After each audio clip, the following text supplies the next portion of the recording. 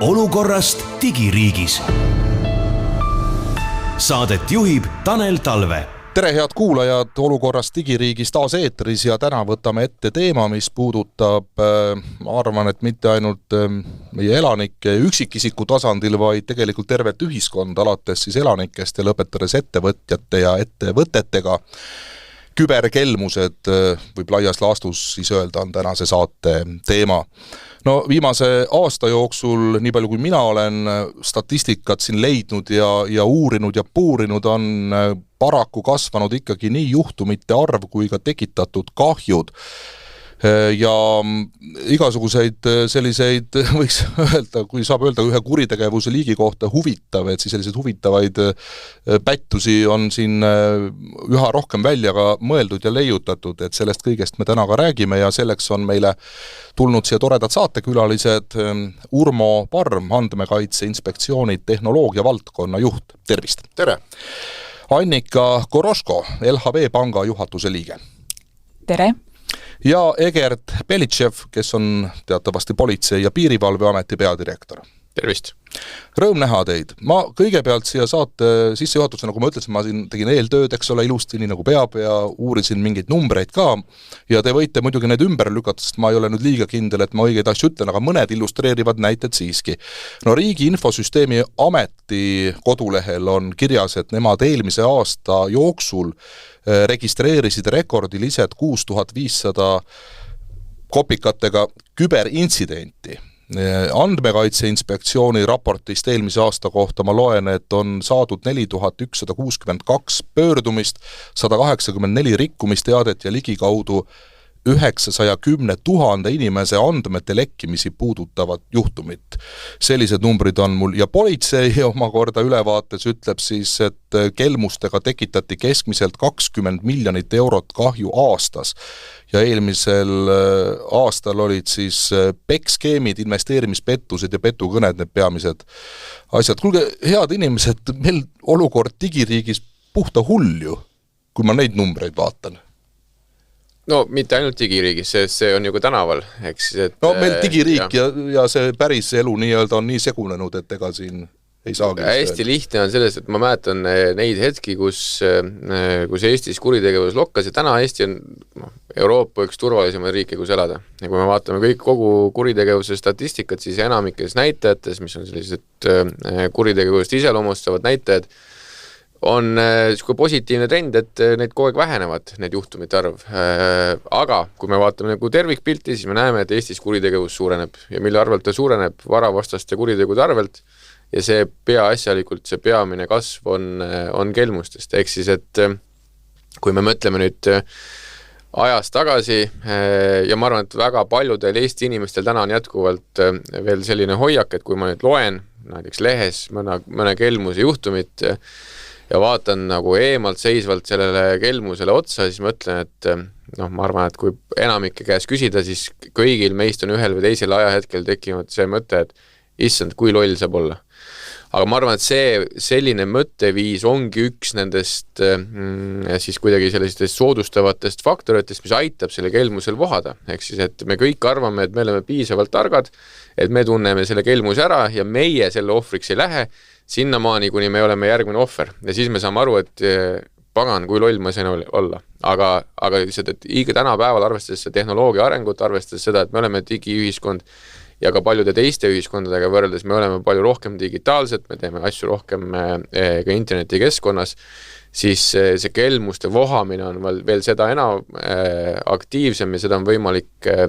siis ka lihtsamini läbi viia, sest seal ei pea füüsiliselt selleks, et kellelgi raha ära võtta, ei pea füüsiliselt talle lähenema, ei pea teda paljaks röövima. Et kui me mõtleme kogu selle statistika peale, ma arvan, et kui Eestis oleks selline olukord, et tänaval iga päev 2 inimest röövitaks, siis pool riiki oleks tagajalgadel. Neil oleks eriolukord välja kuulutatud. Aga tegelikkuses keskmiselt 2 inimest iga päev Eestis kaotavad kõik oma säästud ja veel lisaks ekstra, sest nende nimel võetakse veel laenusid, pannakse täiendavaid kohustusi ja selline olukord täna on, eks ja need kahjud, mida riigis me selle nimel, selle kuriteo liigi kaudu kannatame, on ikkagi märkimisväärsed, et mõelge selle peale, et kui viimase 5 aasta jooksul on kahjudeks läinud umbes 110 miljonit eurot, siis mitu koolimaja oleks saanud selle eest ehitada? Kuulge, 2 inimest päevas, meid on 1,3 miljonit üldse siin. See on ju varsti, kõik puupaljad siis ju. See ongi väga suur number ja Egertile täienduseks ka juurde öelda, siis me tihti nagu mõtlemegi, et sihtmärgiks on eakamad inimesed, kes võib-olla pole nii kursis, pole nii tegiteadlikud.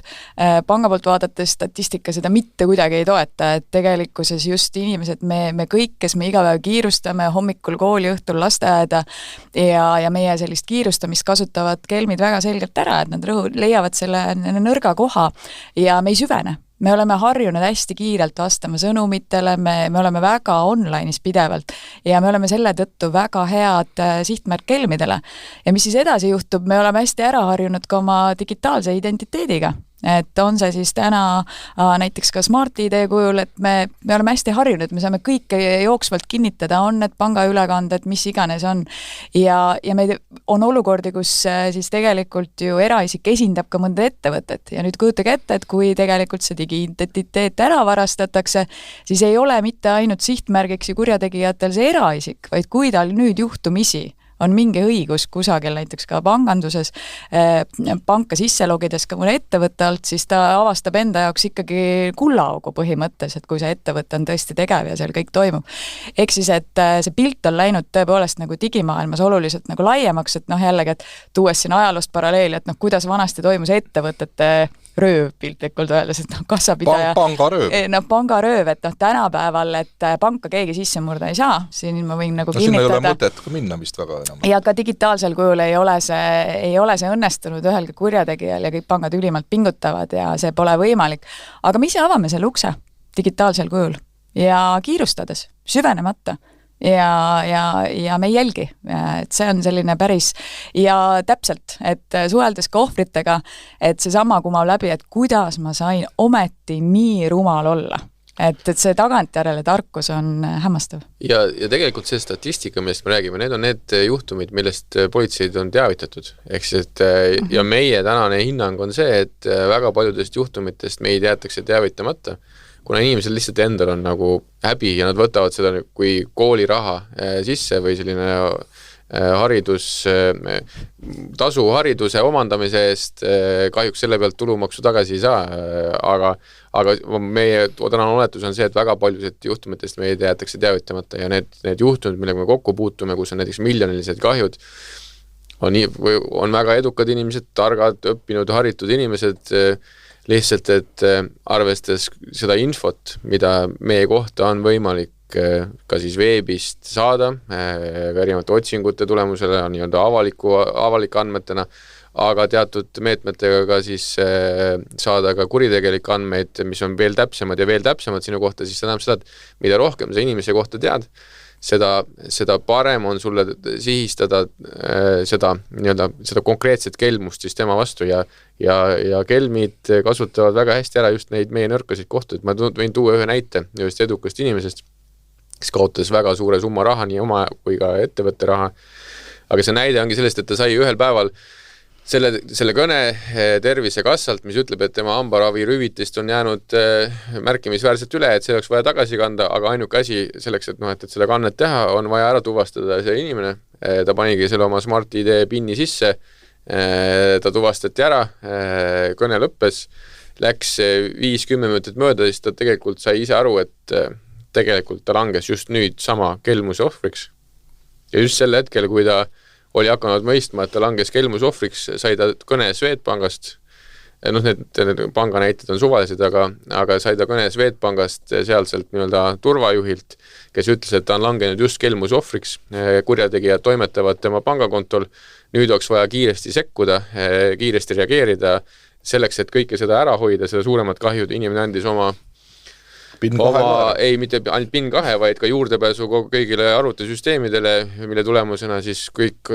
maise varad ülekanti ja ära võeti. Et need meetodid ongi sellised, et just rõhuda nende samadele sinu hetkedele, kus sa oled selles nõrgas hetkes. Ja ma lihtsalt tahtsin lisada, et tasub siin ära mainida, et pank iial ei helista ja ei küsi, ükski turvaosakond, ükski küberosakond ei helista ja ei küsi, et palun öelge oma PIN2 või palun öelge oma PIN1, et autentimiseks kasutatakse erinevaid viise, aga PIN2 on sinu allkiri. PIN2, kui sisse paned, pead aru saama, et sa allkirjastad midagi. Sealhulgas sa võid allkirjastada oma uut digitaalset identiteeti. Et sellest tuleb igal juhul alati veenduda ja aru saada, et mis seal ekraanil kuvatakse, mida sa siis tegelikult allkirjastad. Et see näide ilmestab väga hästi seda, et seda usaldust kasutatakse nagu ära, panga poolt kinnitan, me ei tee seda. Et kui meil on mure, siis me ütleme, et palun logi sisse, palun pane kinni, me juhendame, kuidas seda teha ta saab, aga me ei tee seda nagu tema eest. Et suusõnaliselt keegi ei küsi mingeid pinne ega koode ja asju ja tõesti, et inimestele veel kord ka siin selgeks teha, PIN1 on isiku tuvastamine, PIN2 on allkiri juba, täpselt. Mis omab juriidilist mõju. Ja selle ühe allkirjaga võid ära anda kodu, mis iganes, eks ju, et see on sinu juriidiliselt pädev allkiri. Ja me ei räägi siin see hetk tagasi kõlanud juhtum ei olnud siis nii-öelda mingi väga eaka inimesega ja nii edasi, vaid täiesti elujõus keskmisest ka jõukama inimesega. Ja täpselt nagu kirjeldan, me näeme ka panga poolt, need on kõik väga loogilised. Need inimesel sellel ajahetkel tunduvad loogilised, aga ja isegi alarm läheb põlema, aga siis see järgmine alarm põlema ei lähe. Ja täna pettuste poole pealt neid kombineeritud pettusi, et sul on eeltegevus ja on järeltegevus. Neid on tegelikult kasvav hulk, ka kurjategijad saavad aru, et sellisest lihtsast lausest osta elementena enam ei piisa, ehk siis, et nad lähenevad algusest nii-öelda teevad soojaks sind ja siis järgneb mingi teine aktsioon, et kõik need tänapäeval ametiasutuste poolt tehtud, mis on läbi käinud siin Tervisekassa, tegelikult Teliat kasutatakse ära, Maksuametit, need kõik on siis on eeltegevus ja on järeltegevus. Ehk siis, et see valvsus ei tohi kaduda seal ka nagu mitte mingil hetkel ära, et see on oluline. Ma annaks korra nüüd ka Urmole sõna, kes on siin kannatlikult Andmekaitse Inspektsiooni poolt ka tahtnud sõna saada. Ma korra küsin sellise intrigeeriva küsimuse siiski, et kas teie asutuse puhul on selline kahetine olukord ka, et ühest küljest on väga tähtis siis neid andmeid kaitsta, eks ole, see ongi teie ju põhifunktsioon. Teisest küljest Egerti tööd ju teete raskemaks, eks ole, et ei taha ju, et need andmeid politsei näeb ja et nad üldse midagi teaksid ja kaamerad nad ei tohi seal käima panna, ma ei tea, kas äkki nüüd siis juba varsti tohib jälle uuesti käima panna või ei tohi ja ühesõnaga, mis te jamate siis selle politseiga nüüd, et andke neile kõik andmed ja lubage neil teha jälitustegevust, nagu nad tahavad ja no meie otseselt füüsiliselt andmeid ei kaitse, eks ole. Et põhimõte on selles, et andmeid kaitsevad ju organisatsioonid ise. Ja kui ma nüüd mõtleme korra sammu tagasi, et kõik need näited, kus nii-öelda küberkeelmid jõuavad, eks ole, inimesteni ja need ründed ka sageli lõpevad nii-öelda õnnelike jutumärkides nii-öelda tulemustega, siis alati peab küsima seda, aga kuidas see kelm sellele inimeseni jõuda oskas.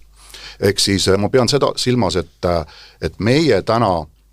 nii-öelda läbi nende numbrite, mis sa ka siin ette nimetasid ja lugesid, tegeleme nii-öelda esimese kaitseliini vaates ettevõtte asutustega. Sest nemad on täna, eks ole, ikkagi nagu Eesti riigis ja üldiselt kõige suuremad sellised andmetöötlejad, nii-öelda osutades siis kas riigi poolt erinevaid avalikke teenuseid või eraettevõtted nii-öelda erateenuseid ja nendel on see kohustus, eks ole, tagada, et andmed oleks igakülgselt kaitstud. Mis see tähendab? See tähendab seda, et need andmed peavad olema siis nii-öelda töödeldavad, ligipääsetavad, muudetavad, eks ole, ainult nendele isikute ringile, kelleks see nii-öelda volitus on nad siis ettevõtte sisesed töötajad või ka kliendid, eraisikud ja kuidas nad seda teevad, nad peavadki rakendama, eks ole, erinevaid selliseid korralduslikke ja infotehnilisi meetmeid, eks. Ja teine kaitseliin on siis tõesti juba see inimene, eks ole, kes nüüd seda konkreetset teenust kasutab ja siin tõesti ongi nagu küsimus alati nagu selles, et kas ettevõtted nii-öelda pakuvad nendele inimestele nii-öelda oma teenuste kasutamiseks piisavalt selliseid turvalisi meetmeid ja kas inimesed ka ise nii-öelda nopivad need meetmeid üles, sest sagel on ikkagi see, et kui meie tahame nii-öelda eraisikutena mingit toimingut teha, siis mida vähem klikke me, eks ole, arvutis või nutiseadmes teeme, seda parem nagu just kui meie arvates meile on. Aga võib-olla see nii-öelda see täiendav kaitsemehhanism, ma pean silmas näiteks seda sama mitmetasemest autentimist, eks, kus riigiteenustes näiteks läbi elektroonilise identiteedi nii-öelda juba on kasutuses, aga väga paljudes nii-öelda erateenustes ikkagi on klassikaline parool ja nüüd küsimus ongi selles, et kui see parool läheb mingil moel nagu jalutama,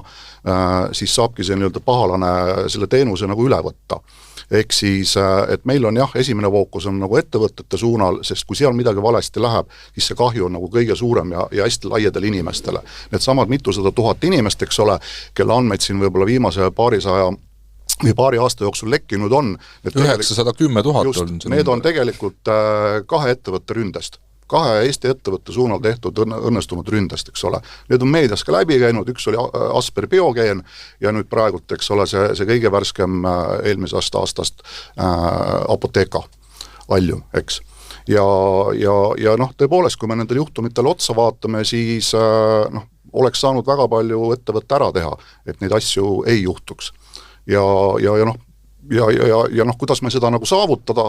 püüame, ongi see, et loomulikult meil on sellised nii-öelda nõuandvad nii-öelda formaadid, kus me siis ikkagi nii-öelda proaktiivselt seda selgitustööd teeme, on ta siis erinevad koostöövõrgustikud nii riigis, nii-öelda omavalitsustes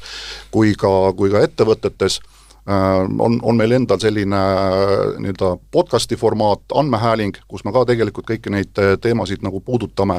ja meil on ka nii-öelda nende andmekaitsespetsialistide sellise koostöövõrgustiku nagu kooshoidmine, et läbi selle neid kõiki kriitilisi teemasid me nagu kanaliseerime, et see inimesteni jõuaks ja läbi meie veebi, kus me siis iga nii-öelda jälle unikaalse olukorra, kus nii-öelda on inimest püütud petta, püüame siis ka nagu selliste KKK vormis korduvat kippuvate küsimuste vormis anda nagu selgitusi ja vastuseid, et mida inimene enda kaitseks nagu põhiliselt ära teha saab. Egert, kas Andmekaitse Inspektsioon ja ma ei tea, Eesti seadusandlus tervikuna on abiks teie töös või vastupidi takistuseks? Just tahtsingi, kui sa seda küsimust oleks küsinud, ma oleks kohe ise sekkunud ja mul juba ma olen see mõtete lugeja. Oli plaanis, tahtsin öelda sellise nagu ääremärkuse või vahemärkuse, et kui kuidagi eelmine küsimus oli seotud sellega, et Andmekaitse Inspektsioon kuidagi pidurdab, siis ma tahtsin vahemärkusena öelda, et Politsei- ja Piirivalveametil Andmekaitse Inspektsiooniga on väga tihe koostöö ja need eesmärgid on samad, ehk siis, et selleks, kuna ka meil on väga palju andmeid usaldatud, siis selleks, et tagada seda, et need andmed ka säilivad ja ma ei ole ka kunagi näinud seda, et Andmekaitse Inspektsioonil oleks kuidagi olnud eesmärk öelda, et me ei tohi saada andmeid, nende ülesanne on aidata selles suunas, et need andmed oleksid võimalikult hästi hoitud, nii et see on selles osas ma kindlasti Andmekaitse Inspektsiooni kiidan ja ütlen saladuse kattel, et tegelikult ka PPA-l endal on andmekaitseametnikud, kes kogu selle andmehulga säilimise eest peavad vastutama ja ka neid suundasid arendama.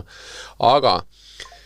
kõik sellega seondud on see, et kui me täna mõtleme kuritegevuse peale, siis see kuritegevus on ka muutunud selliseks, et ei ole nagu one man band, on ju, eks, et teen üksinda kõike ja olen selles hästi edukas, on ju, tegelikult ka, kui me riigis oleme näiteks üritanud teenusepõhist juhtimist rakendada, osad asutused pikemalt, osad asutused lühemalt, siis organiseeritud kuritegevuses see teenusepõhine juhtimine on täna juba reaalsus ja väga hästi toimiv reaalsus, ehk siis need kuritegelikud ühendused igaüks kasutab ära enda tugevusi, ehk siis need samad kelmide võrgud ka on need ühendused, kes tegelevadki sellega, et neid andmeid kätte saada, ehk siis, et kus saada inimeste andmeid, kelle suhtes hakata seda kogu kuritegevust sihistama, on need inimesed, kes loovad IT-platvorme, et kuidas see pinnid kätte saada, kuidas neid talletada, kuidas sa saad märku sellest, et põhimõtteliselt keegi on konksu otsas, on ju, sest arvestades seda, kui lai spekter on see inimeste hulk ja kui suur hulk neid inimesi, neid õngitsusi kogu aeg saab, on ju, siis sa ei jõua igal ühel silma peal hoidma, mis tähendab, sul peavad olema tehnoloogilised vahendid, kuidas aru saada, et keegi jäi nüüd nagu ka konksu otsa, on ju. Ja siis ongi need kõnekeskused ja iga sellise asja jaoks on oma nagu sektori esindajad ja lõpuks tuleb see raha kõik puhtaks pesta. Nii et see rahapesu on täna ka, arvestades neid summasid, on täiesti eraldi tegevusala organiseeritud kuritegevuse jaoks, mis tähendab seda, et seal igalühel, nad ongi oma valdkonna spetsialistid, kes selles nii-öelda ühenduses töötavad, kes tegelikult pingutavad selle nimel, et kõik vajalik selleks, et kuritegu ellu viia oleks olemas. Ja nüüd andmete osas ma olen siin täiesti seda sama meelt, et neid andmeid tuleb hoida, me ise ka asutusena oleme uurinud mõlemad seda juhtumit nende andme siis varguste osas, aga ma toon ka näite, et seda on palju lihtsamini võimalik kätte saada neid andmeid, sellepärast, et me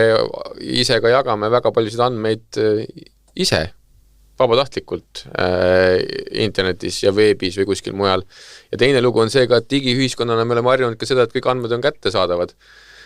Ajakirjanikud olid harjunud sellega, et näiteks kõikide poliitikute kinnisvara andmeid sai vabalt vaadata kinnistusregistrist. Küsimus on see, et kas seda kõike peab olema nii vabalt kättesaadaval ja kui me täna mõtleme seda, et näiteks kinnistusregistri päring maksab näiteks 1 euro, selleks, et teha siis 1 miljoni inimese kohta päringut, see läheb umbes maksma 1 miljon eurot, aga üks kõnekeskus toodab ühes kuus, selline keskmine kõnekeskus 15, 16, 20 miljonit eurot puhast kuritegelikku tulu, nii et see kõlab nagu investeering. See on ju väga hea investeering. Just, ja eks riik ongi nüüd tulenevalt sellest, eks ole, et kuidas nüüd nende aastate jooksul need erinevad nüüd ründemehhanismid on nagu ellu viidud, kuidas see protsess on nagu kasvanud, et ta ongi neilda oma senist sellist võib-olla sellist vähe nagu niisugust nagu lihtsama käega andmete avalikustamist nagu ülevaatamiseks ole, et see näide, mis Egert tõi, samuti on, eks ole, praegult ülevaatamisel ka äriregistri pool, eks ole, et kas ja kui palju nagu, mis andmeid seal võiks olla, sest jällegi see sama näide, eks ole, mingi korteriühistu protokollid, asjad lähevad äriregistrisse, eks ole, aga seal võib olla väga sellist nagu personaalset infovahetust, eks ole, protokollides sees. Et siin peab ka nagu riik kogu aeg vaatama, et mis seal kuritegevuse, nii-öelda küberkuritegevuse turul toimub ja kas riik võib-olla mitte, et ta paneb nii-öelda andmetel ligipääsu kinni, aga ta lihtsalt panebki võib-olla mingid täiendavad eelfiltrid ette, et kas või selliseid lihtsaid automatiseeritud nii-öelda masspäringuid ei oleks võimalik teha. Jah, eks see on muidugi väga peen kunst, et seal selle piiri peal siis kõndida, sest et teisest küljest ju on jälle vaja ka tuvastada igasugust korruptsioonijuhtumeid ja muid asju ja ka need ajakirjanikud siis ka alati ainult puhtast isiklikust huvist ei taha neid asju teada, vaid ikkagi jälgida ja hoida nii-öelda valvekoerana silma peale, et meil oleks ka see pool korras, et siin jälle ühest äärmusest vist teise minna ei ole ka hea. Ja ma arvan, et see ei olegi ka nagu, see ei olegi ka see sama eesmärk ja nii nagu kui siin see numbrituvastuskaamerad korra jutuks tulid, on ju, et siis öelda ka seda, et debatt on puudu, on ju, aga see ongi see koht, kust me teame kaaluma nii selle konkreetsel juhtumile kogu andmete ja turvalisuse vaates, on ju, et meil üks asi on see turvalisuse element, on ju, teine asi on privaatsus, on ju, aga seal kõrval ka siis kogu see nii-öelda vabadus, on ju. Ehk siis me tahamegi, et asjad juhtuksid hästi kiiresti ja et maksed läheksid esimese sekundiga ja et kõik kõned, mis vaja juhtuksid edasi, et me peame leidma kuskil neid balansse kõige selle vahel. Need maksed lähevad esimese sekundiga paraku ka siis, kui on see pätt sul selle ülekande hoopis sinu eest ära teinud, et siis ei ole selle aega vist väga enam mingit kuigi ka vist palju seegi aitaks, et ta läheb 2 minutiga või 5 minutiga see makse, et kuidas üldse pangas lood on, ma olen aru saanud, et väga suur probleem on just nimelt kiirlaene pakkuvate ettevõtete puhul, ma ei tea, LHV ei ole vist võib-olla kõige õigem inimene siin praegu seda rääkima, aga siiski, et tehke mulle lollile inimesele selgeks, et mismoodi, ma olen ise loll olnud, ma olen olnud tähelepanematu ja nii edasi, eks ole, on juhtunud see hetk, kus kogu mu mainevara on ei tea kuhu 4 tuule poole läinud, mismoodi saab täna minna digitaalses maailmas midagi 4 tuule poole, see peaks olema ju kõik jälgitav, et kuhu see lõpuks siis läks, mismoodi see kuritegevus üldse toimida saab, ma olen nagu lihtsa inimesena mõelnud ja mu sõbrad ei saa täpselt aru, et äkki te oskate selgitada? 4 tuule poole ta ei lähegi, et jällegi me ennem siin just rääkisime sellest, et kuidas alguse saab tegelikult kõik sellest inimesest. Inimene annab kusagile allkirja. Et eks ta sealt hakkabki minema, et paraku kusagil on alati see esimene allkiri, millega see uks tehakse lahti. Ja kurjategija loomulikult, olles kätte saanud identiteedi, olles kätte saanud võib-olla dokumendi ja digitaalse identiteedi, on tal ikkagi maailm piltlikult öeldes ju valla, et seda saab. Sellepärast ka ma ei oska kommenteerida igasuguseid pettuse ennetamise meetmeid kiirlaenukontorite poolelt, et tõesti ei ole kursis, aga panga poolt selle tõttu on ka meil päris palju kontrolle igal pool vahel selleks, et ikkagi tuvastada, et on see siis pettuslik konto, kas sealt kontot, mis seal tegelikult täpselt toimub, et neid panga poolt meil on esiteks kohustus seda monitoorida ja teisest küljest ega me ka tahame monitoorida, sest meie jaoks on väga oluline oma klientide varasid kaitsta ja me pingutame selle nimel iga päev, et see täpselt sellisel kujul ka ikkagi õnnestuks meil, et ei oleks neid õnnelikke kurjategijaid kusagil teisel pool. Ja mis puudutab makseid, siis tõepoolest täna ja Euroopas on jõustunud oktoobri alguses siis ka välkmaksete määrus, mis tegelikult ka kohustab panku väga kiirelt raha liigutada, sekunditega raha peab liikuma ja see on ellu kutsutud tegelikult hoopis teisel eesmärgil ju, et vanas maailmas, vanas Euroopas oli pigem nii, et kui meie oleme Eestis harjunud, et välkmaksed ongi meie igapäevasus, et mul laps küsib kinos raha, et emme, mul on popcorni ka vaja, sekundiga see raha jõuab lapseni, kui ma teen ülekande, siis tegelikult vana Euroopa oli harjunud sellega, et see ei käinud nii ja neil oli lisatasu just nendele kiiretele maksetele. Eestis on olnud see hinnastamine just vastupidi. Nüüd on siis surve siis kõigil Euroopa riikidel, aga sinna tuli tegelikult juurde üks päris hea asi, mis on siis tegelikult saaja, nüüd me edaspidi siis on väike nime ja kontonumbri kontroll. Ja kui see ei matchi, siis kui sina teed nüüd täna ülekannet ja sul vastas pangast öeldakse, et ei tõepoolest, et Annika Koroškol SEB pangas selline konto nimi, selline konto, need ei lange kokku, siis kliendile kuvatakse teade, et siin ei ole vastavust, et siin on väike segadus ja nüüd on inimesel enda otsustada, kas ma vajutan selle nupu send või ma ei vajuta seda nuppu, et ja võin minna nime parandama ja nii edasi, et meil ka siin stuudios täna 2 inimest, kellel on katusega S-id nimest sees, et selge see, et need võivad ka põhjustada täiendavaid probleeme, eks me seda kõike näeme, aga iseenesest selline lisameede on sinna juurde tulnud ja võiks tekitada inimesel, kui nüüd on täpselt need investeerimispettused, kõik need, seal võiks tekitada selline nüüd lisaleier inimese jaoks, mis äkki seda tähelepanu veel, kui kõik ülejäänud ei ole suutnud seda tähelepanu tõmmata, siis seal võiks ikkagi see tähelepanu tulla. Aga juhtumeid on siiski ka palju, kus võetakse ju laenu kellegi teise identiteediga, et ma ei tea, kui palju LHV sellega kokku on puutunud või see on ka mingite teiste finantsasutuste mure? No kiirkaelnu kontorites me teame seda, et see mure on suurem, panga pool, et jällegi, et me oleme ikkagi teises regulatiivses ruumis, meil on hääletult reguleeritud juba see, et kellele ja kuidas me võime laenu anda ja saame anda, et see kindlasti meie poolt vaadates ei ole probleem, millega me igapäevaselt tegeleme, pigem see probleem on meie jaoks siiski ongi ära varastatud terve identiteet, tegelikult on inimese ligipääs, siis on ära antud kogu oma digitaalne identiteet, ta toimetab seal pangas, küsib krediitkaardi näiteks limiidi suurendust, tal õnnestub see ka saada, kohe selle eest ostetakse teatud kauputeenuseid, et pigem see toimub siis LHV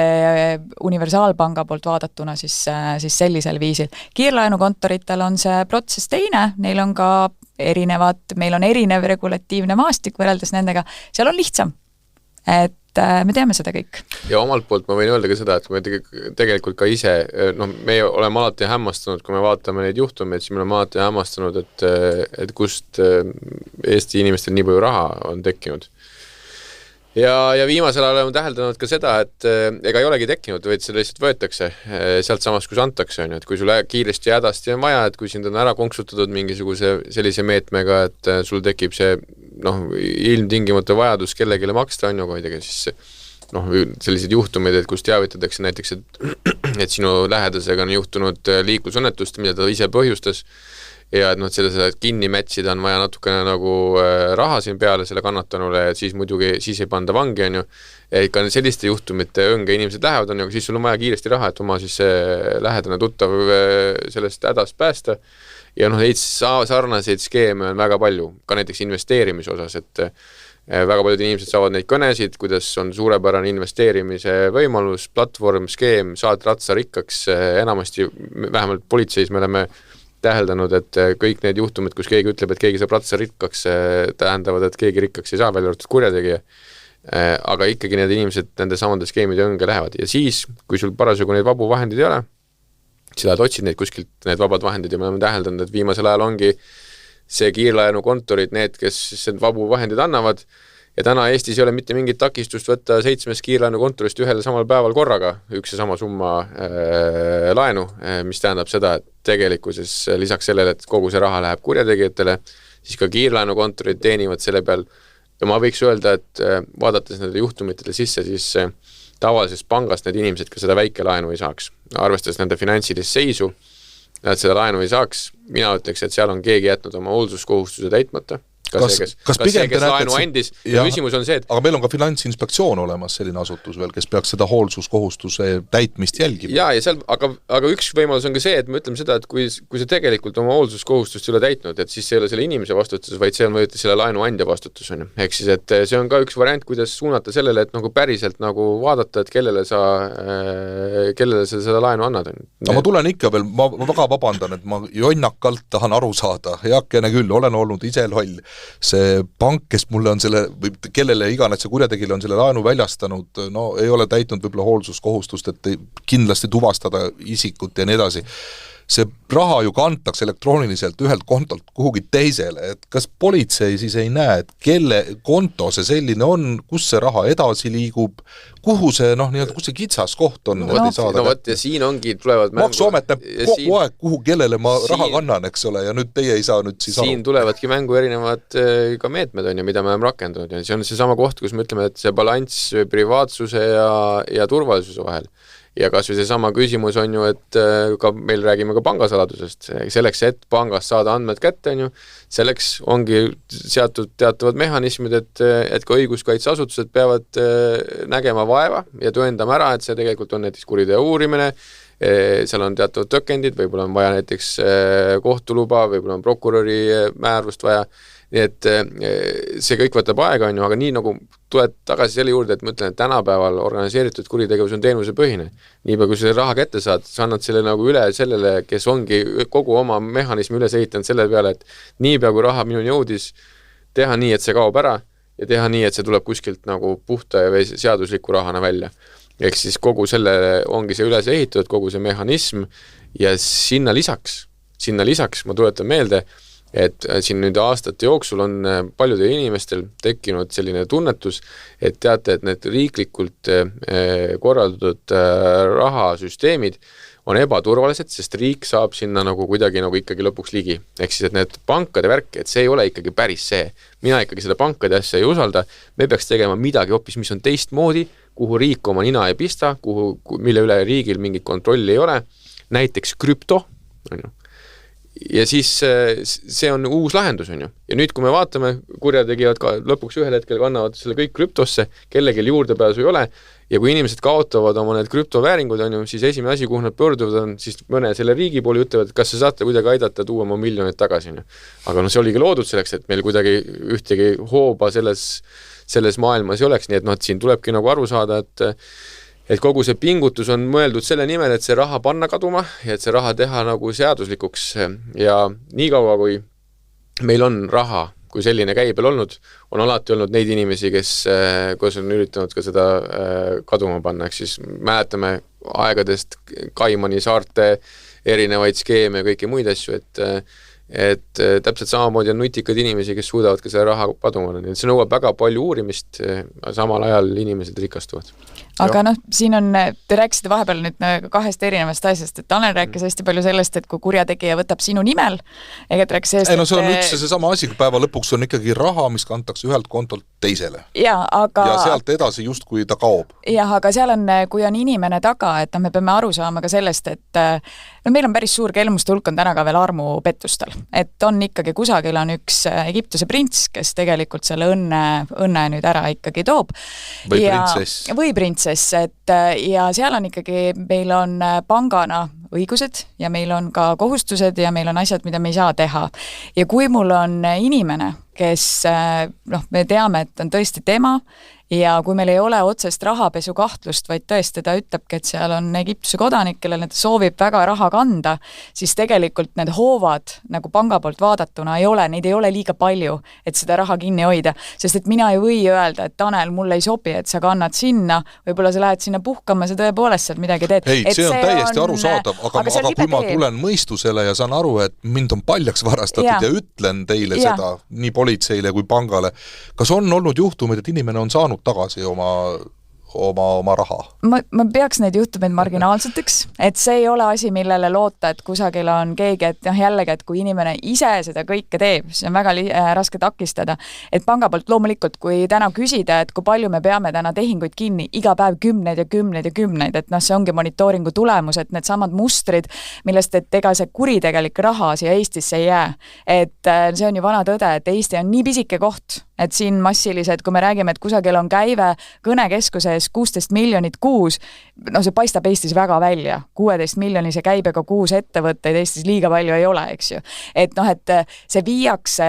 see kantakse võimalikult kiirelt Eestist välja, tihtiluba juba need ohvrid ise kannavad või nende kontodele, kui on ligipääsud saadud, siis kantakse need kontod, need liiguvad Eestist need rahad välja ja võimalikult kiiresti ja see kõik need järgnevad tegevused toimuvad juba Eestist eemal, ehk siis mitte enam meie pea. Ehk me oleme tihtilugu see alguspunkt, kus saab alguse ja meie mustrid, mida me jälgida suudamegi, ongi see, et nüüd on hakanud mingi 3 makset juba väga lühikeses ajahetkes ühele kontole, vot seal selles X riigi X kontole ja see kohe tekitab meie jaoks alerdi tegelikult, tõmbab üles nagu tähelepanu, et me ju igal juhul, ja kui on rahapesukahtlus, on pangal alati õigus tehing kinni pidada, täiendavalt uurida, vajadusel tehnika katkestada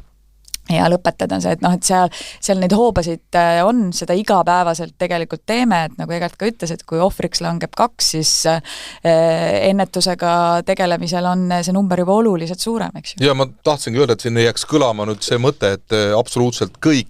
kuriteod läbi lähevad, et siiski on neid tõkestatud ka. Absoluutselt. Kui üldse midagi ei tehtaks, siis siis me oleksime kõik vist puupaljad juba ammu. Ja pankades on, võin täna kõigi pankade nimel öelda, et igal ühel omal on täiesti pettuste ennetuse tiimid on olemas või pettuste tiimid, kuidas me neid nagu nimetame, on ju, et kas nad on ka seal samal küberkaitse poole peal, et see on ikkagi meeletu töö täna ja jällegi, et meie huvi ju pangal on igati oma kliente kaitsta, see on natuke selline vastastikuse usalduse küsimus ka, et me ei saa öelda, et ise andsid ära oma digitaalse identiteedi sinu mure, et loomulikult me muretseme nagu ka, aga veel kord, et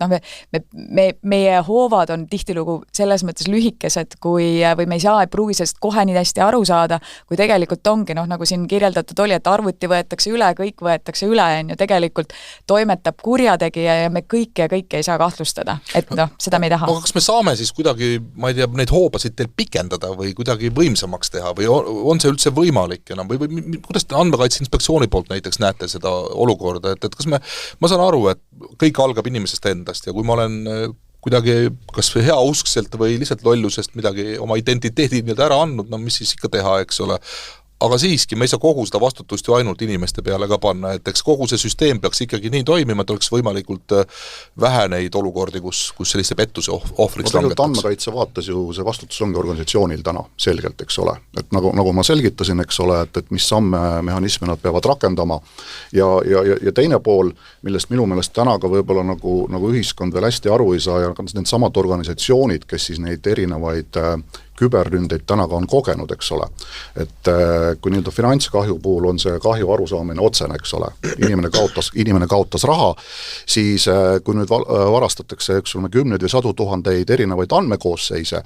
siis oma käsitlustes me nagu oleme ka põrkunud selle küsimuse ette, et aga inimene, ta ei saanud ju sellest otsest kahju, eks ole. Et läks ta e-posti aadress, isikukood, võib-olla seal veel midagi, et tal ei juhtunud täna midagi. Aga ma tulengi selle juurde tagasi, et kõik need olukorrad, kus inimest hakatakse otse sihitult ründama. Ega küberkurjategijad samamoodi, aeg on nende jaoks raha, nad püüavad kasutada olemasolevaid kindlaid kontakte, kus nad teavad, et inimene on taga. Nad ei hakka sellist läbivat skaneerimist tegema, et proovin, eks ole, et kas selle numbri või mingi e-posti taga on inimene või mitte. Ja kõik need andmed ikkagi on tulnud mingitest erinevatest andmeleketest, eks ole. Nende kohta on erinevad andmebaasid olemas, eks ole, politsei püüab neid sulgeda, neid on õnnestunud sulgeda, eks ole, koos Euroopa kolleegidega,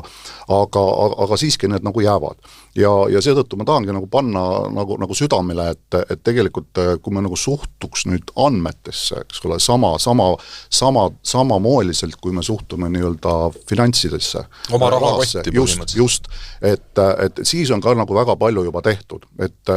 ega ettevõtete puhul on täpselt sama asi, mida küberkurjategijad teevad, mis ripakil see ära. Võt seal on tõesti see, et väga lihtne on täna massiliselt piltlikult öeldes kogu Eesti seda küber- või internetiruumi skaneerida ja mis nii-öelda sinna filtrisse kinni jäävad mingisugused nõrgad kohad, teatud nii-öelda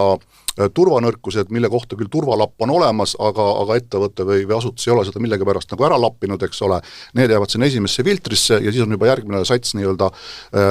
pahalasi, eks ole, kes hakkavad siis nii-öelda neid uksi päriselt nagu katsuma, püüda nagu sisse logida ja tegelikult ka täna Riigi Infosüsteemi Amet on ütelnud, et täna nagu kurjategijad, kui me võtame nagu ettevõtete suunas tehtud rünnakuid, nad ei murra sisse või nad logivad sisse. Ehk siis neil on juba nii-öelda legitiimsed kasutajaõigused, mis on siis saadud kas varasematest andmeleketest või läbi nagu õngitsuste ja nad nii-öelda logivadki süsteemi legitiimselt sisse ja on seal sees justkui nagu konkreetse organisatsiooni töötajana. Kuulge, ma just lugesin, et Suurbritannia meedia on võtnud Eesti digitaalse identiteedi kui sellise tähelepanu alla ja kuidagi sealt, mina sain vähemalt lugesin välja, et nad toovad seda negatiivse näitena, et see ongi andnud justkui hoogu kuritegevuse meeletule kasvule ja inimeste puupaljaks röövimisele ja vaat kui hea meil siin Suurbritannias on, et meil pole veel ID-kaartigi kui sellist õieti olemas. Et ma ei tea, kas see nüüd on ainult sellepärast, et see Suurbritannia oma mahajäämus digiriigina üritab kuidagi nagu õigustada või ongi meil see digiriik tekitanudki sellise olukorra, nagu ta täna on? No see ajakirjanduslik väljaanne, kes sellega avaldas, on tegelikult tuntud ju selle poolest, et kõik selline digi ja innovatiivne on pigem inglise saatanast ja ei ole, et lugesin ka ise seda artiklit, et kus siis Palmeri püüd tuua digiidentiteeti ka Inglismaale.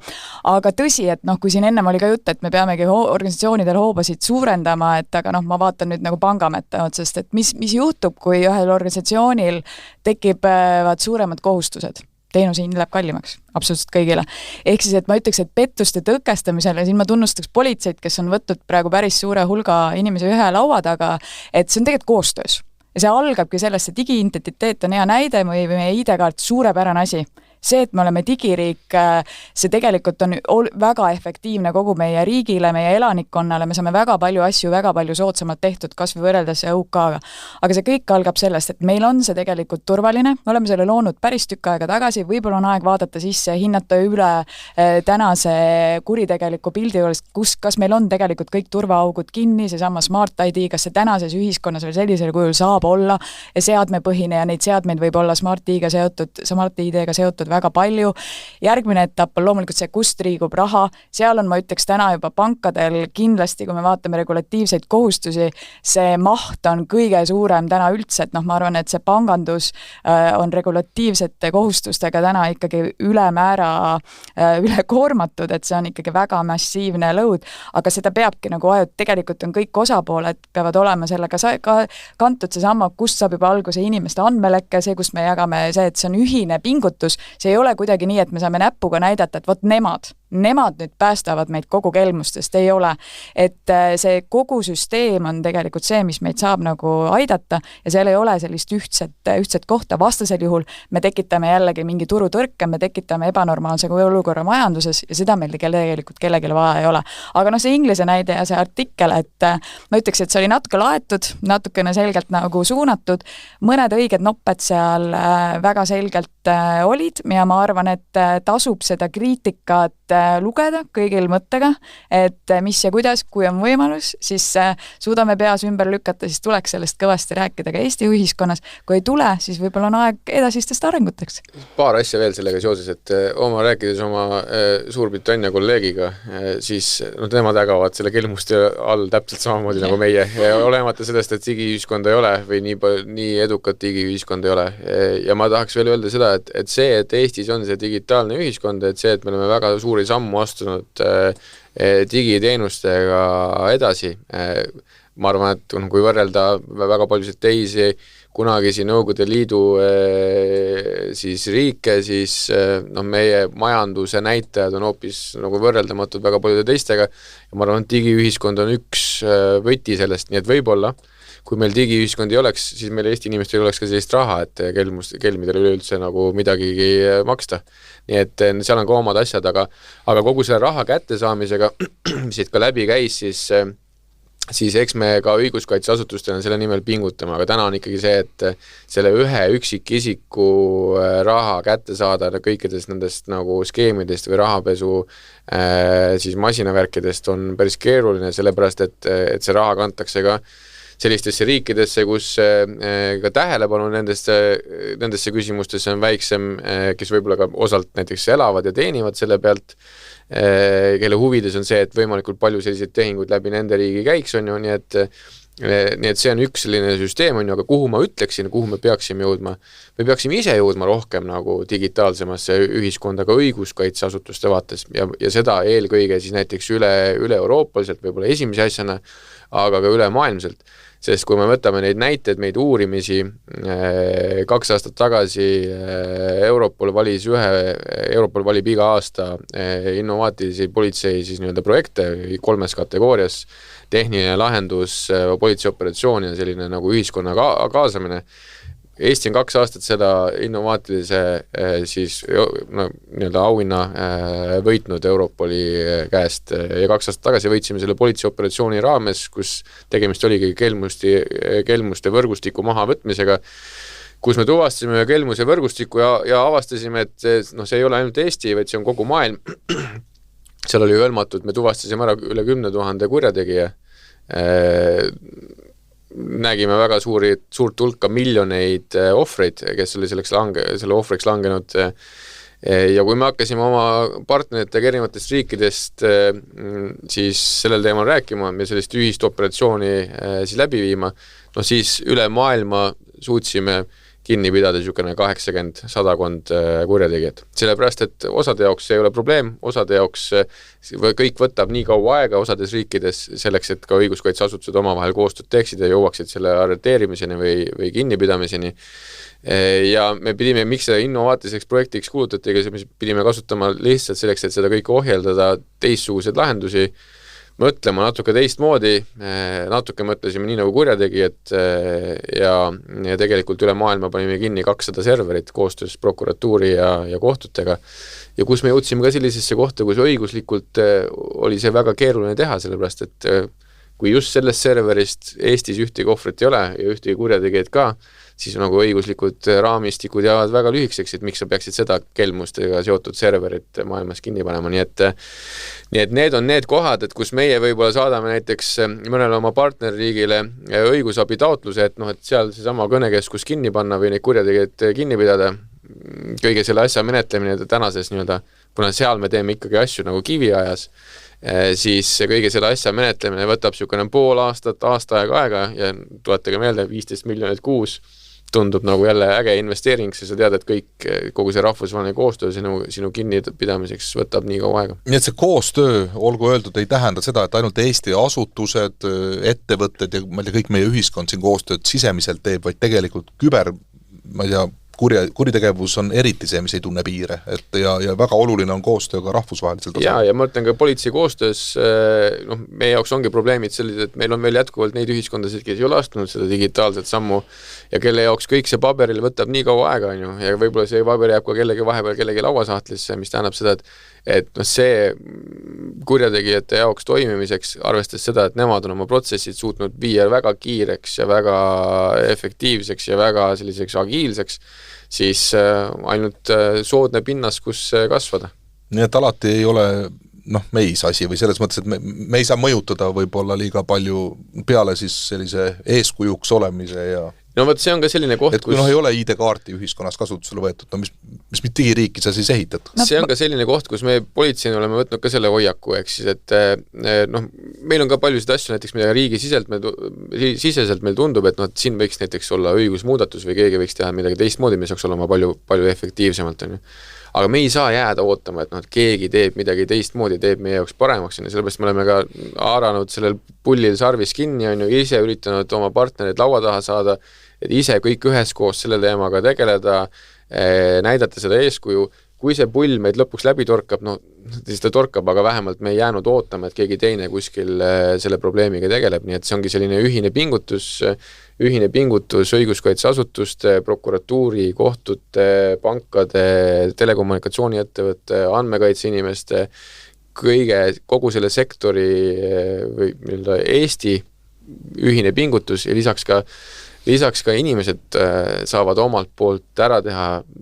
selle väikese osa, et võtta näiteks seda saama ohvriks langemist koormust vähemaks, teadvustada endale neid skeeme, teadvustada seda riski,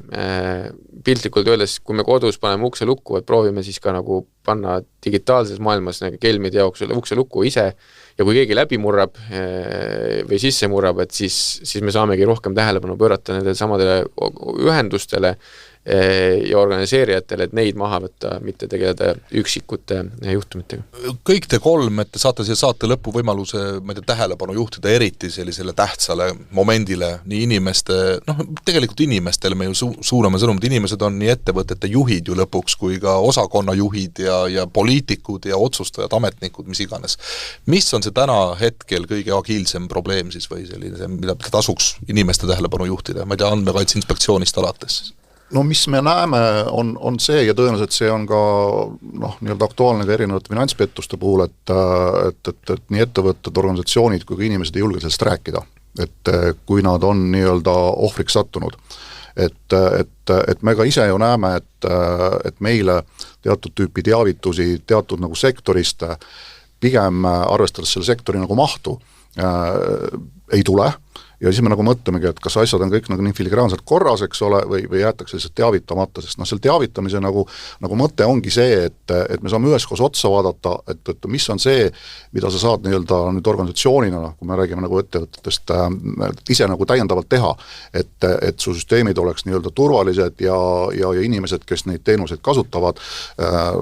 oleks nagu hoitud, sest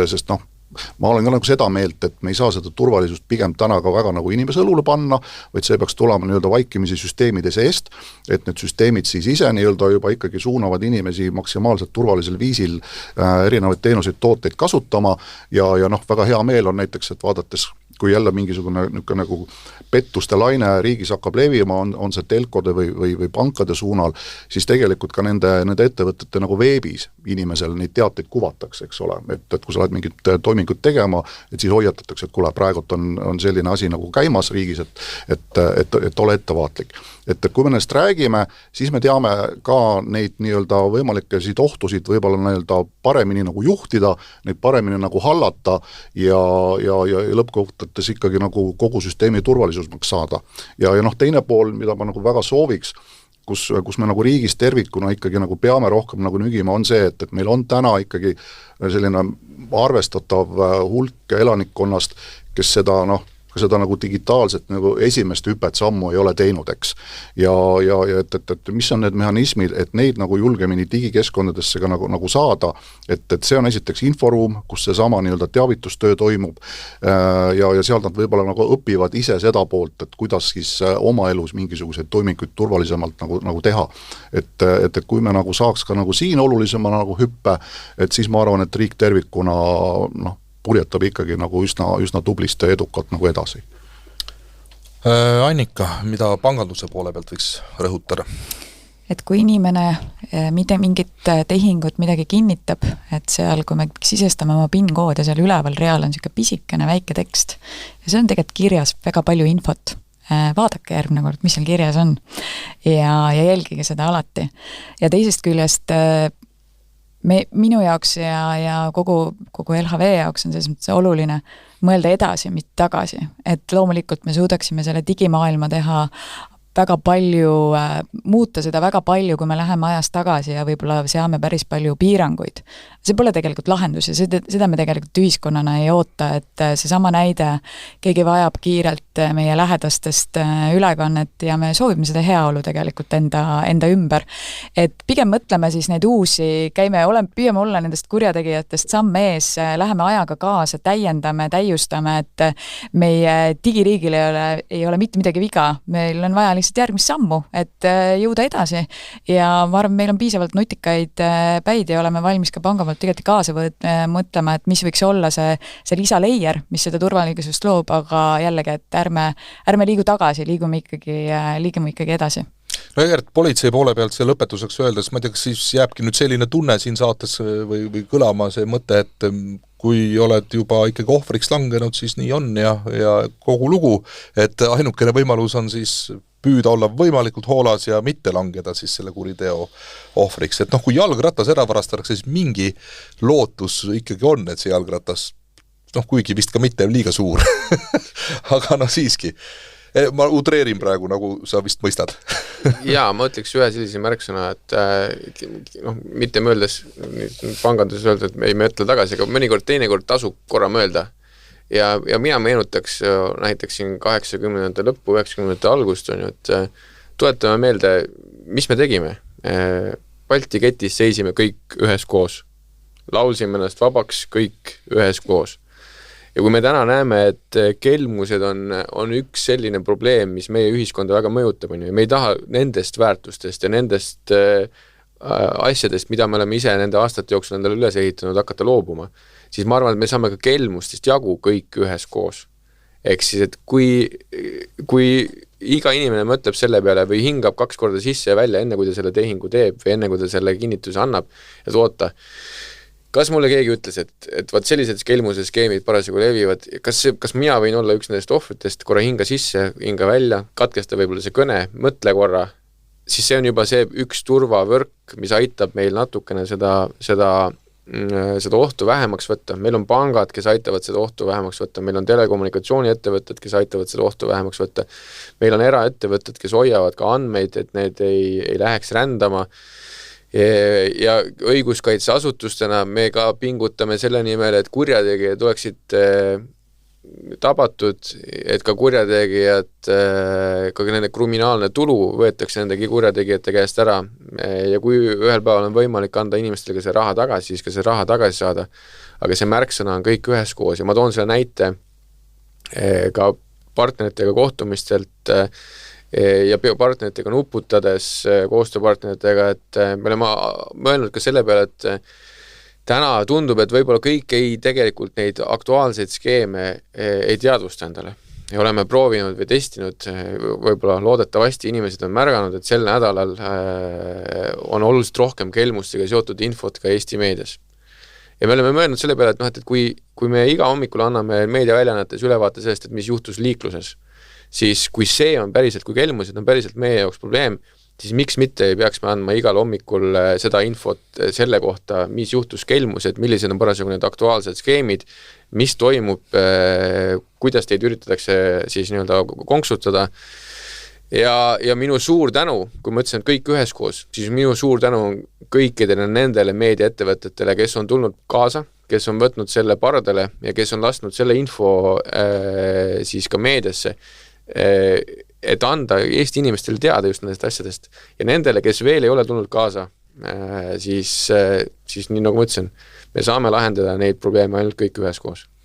No väga palju toredaid mõtteid jäi sind kõlama ka, et Villu Vane siis varsti saab edastada ka liiklusteemaliste teadete kõrvale ka küberpettust ja selle teema. Muideks üks terminoloogiline asi, mida kogu aeg mind nagu häirib, kui me räägime sellest teemast, et me räägime kelmustest. Kelm on ju nii nõrk sõna kuidagi, kui me vaatan neid numbreid ja mida inimeste eludega on tehtud, hävitatud inimeste elusid tegelikult. Mis kelmus, see on see raske isikuvastane kuritegu ju, et kas me seal ka ei peaks hakkama nagu seda terminoloogiat nagu muutma, sest kelm on kuidagi, et annad talle piki näppe ja las läheb elab oma elu edasi ja te ei näe siin nagu sellist Jaa, aga see, ma arvan, et see konnotatsioon ka, mis selle sõnale tekib, on ju, eks siis, et arvestades täna, ma arvan, et ka kelm kui selline muutub kogu aeg nagu suuremaks ja hirmu äratavamaks ka oma sisult, et muidu ta võis olla ja minu meelest pettus on isegi veelgi pehmem sõna, sellepärast, et see on niisugune nagu absoluutselt, petsin, aga midagi halba ei juhtunud, on ju, et aga meie jaoks me võiksime öelda ka seda, et kelm võikski olla selline meie ühine vastane, kelle osas me jälle taaskord välja astume ja näitame, et Eesti inimene ja Eesti riik on nii tugev, et meid sellist asja tegevad. Iga päev 2 inimest Eestis jääb ilma oma säästudest.